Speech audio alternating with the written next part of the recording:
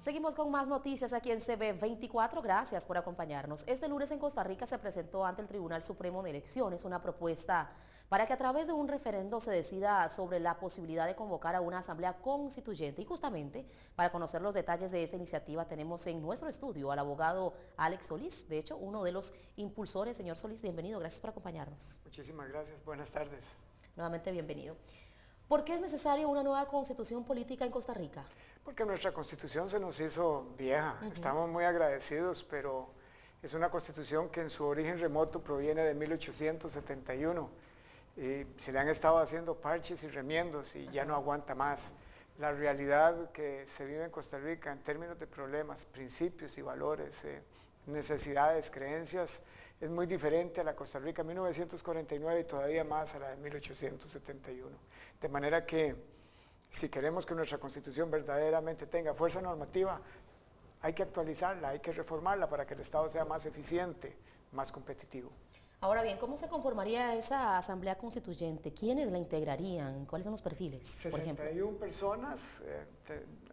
La ley dispone que se debe respetar la equidad de género, de manera que aproximadamente el 50% serían mujeres. Rompemos con la forma tradicional, cómo se eligen aquí representantes populares, estamos innovando, ya que además de los partidos políticos podrían proponer candidatos y candidatas. El movimiento sindical, el de los solidaristas, los cooperativistas, los colegios profesionales, los empresarios y también cualquier persona que acredite su candidatura con al menos 20,000 firmas de respaldo. Esto profundiza, enriquece, ensancha nuestro sistema democrático. Varios serían los sectores entonces que se convocarían para esta discusión. Claro, como tiene que ser, porque si hablamos de la Constitución como norma suprema, como norma que nos regula a todos, pues lo lógico es que hayan muchos sectores con opciones de proponer representantes populares para que de ese proceso pueda surgir la mejor Constitución en función de una nueva Costa Rica.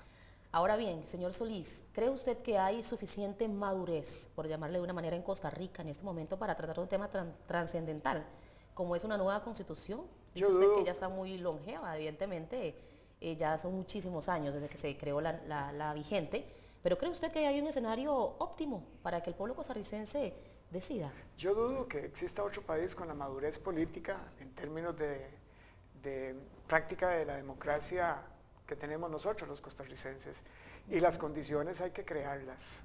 Los líderes tienen por objeto mover el mundo, romper barreras, y el proceso está planteado para que se lleve a cabo durante 5 años, que serán suficientes para que nos preparemos, para que no quede una sola mujer ni ningún hombre en nuestro país sin conocer qué es la Constitución, qué es una constituyente, cómo se convoca, para qué se está convocando la constituyente. Soñamos con celebrar los 200 años de vida independiente el 15 de septiembre del 2021 con una nueva constitución política.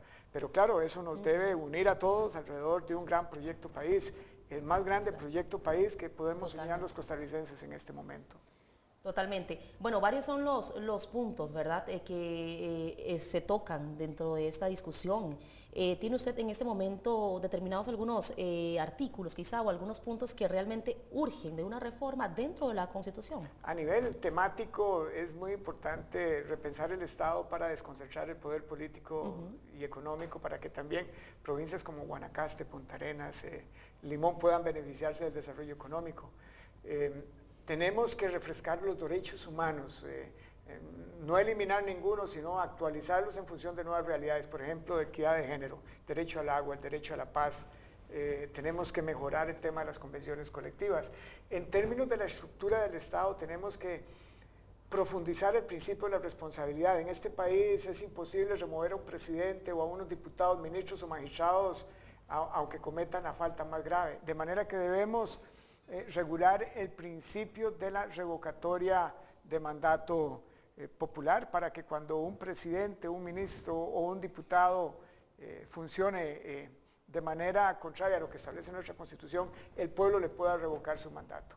Quiero hablar sobre ese punto también en específico en materia de sanciones a los diputados, que es uno de los puntos, una propuesta que ya se incluyó en la Asamblea para que se contemple, se reforme y se contemple dentro de la Constitución, para que entonces se puedan sancionar a los diputados de la Asamblea Legislativa cuyo mecanismo para esa materia pues no existe actualmente. ¿Qué considera usted al respecto? Hay un problema muy serio en nuestra Constitución relacionado con el principio de la responsabilidad, y es que ninguna autoridad política de nivel medio hacia arriba responde por los daños que le provocan al sistema.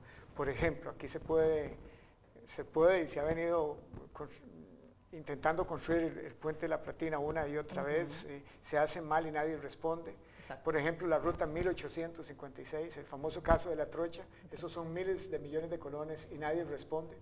Pues bien, eso se debe a problemas, a vacíos, a incongruencias de nuestra Constitución política. De manera que entre los grandes cambios que hay que hacer es fortalecer el principio de la responsabilidad para que mediante la figura de la revocatoria del mandato popular se pueda remover no solo a los diputados, también a un presidente, un ministro, un magistrado, un presidente de una institución autónoma, mediante la figura de la revocatoria del mandato popular. Es decir, el pueblo podría votar en contra de uno de estos funcionarios por ineptitud o por violaciones graves a los deberes éticos, por poner dos ejemplos. Y ha trascendido en medios locales que, de hecho, distintas fracciones del Congreso costarricense se comprometieron entonces a impulsar una reforma a la Constitución política para entonces imponer sanciones a los diputados. ¿Cree usted que este tema y en términos generales una nueva Constitución pues tenga acuerdos políticos de verdad para que se logre? Bueno, lo fabuloso del día de hoy, que podría ser histórico, es que esta propuesta la estamos impulsando desde las bases. No responde a los intereses de ningún partido político. Hoy en el Tribunal Supremo de Elecciones uno podría decir que habían personas representantes de diferentes partidos políticos, de diferentes sectores, adultos mayores, jóvenes, mujeres, hombres, gente de zona rural, gente de la zona urbana. Es decir, una representación muy plural, muy diversa, como tiene que ser, reiterando la idea de que la Constitución, en tanto norma fundamental, debe responder a los intereses no de un partido político, sino de la sociedad como un todo. Y la maravilla del proceso constituyente es que nos junta a personas con pensamientos diferentes a construir país, a construir patria, a repensar el Estado, y eso se tendría que plasmar el día de mañana en una nueva Constitución política. Y esta propuesta que usted también impulsa junto a otras personalidades más, se da a conocer en este momento en medio de una coyuntura electoral importante en Costa Rica. Ya hemos visto, bueno, el anuncio de algunos posibles candidatos, de algunos partidos ahí en específico para las elecciones del país. ¿Cómo cree que esta coyuntura política, esta coyuntura electoral puede impactar esta iniciativa? ¿Podrían algunos candidatos que ya se han mencionado tomarla a su favor o en contra, o cómo cree que pueda ser vista? La campaña electoral que se avecina va a impactar de manera muy positiva el proceso constituyente, porque entre otras cosas el proceso constituyente al menos nos pone a dialogar en un país que ha venido o ha estado estancado en una zona muerta. Uno de los problemas grandes de Costa Rica es que no tenemos grandes proyectos. Mientras los panameños, por ejemplo, han duplicado la capacidad de su canal, han construido metros, puentes, autopistas, nosotros no hemos sido capaces en 3 administraciones de arreglar el puente de la Platina. ¿Y a qué cree que se deba eso? A la ineficiencia del Estado, a problemas que se encuentran unos en la constitución política, otros en la gerencia de los asuntos públicos, y también tiene que ver con la actitud misma de nosotros los costarricenses, que nos acostumbramos a vivir muy bien en una zona de confort, que nos acostumbramos a decir que somos pura vida, a pesar de que estamos gastando 2 horas y media o 3 horas y media para llegar a nuestros trabajos todos estresados e irritables.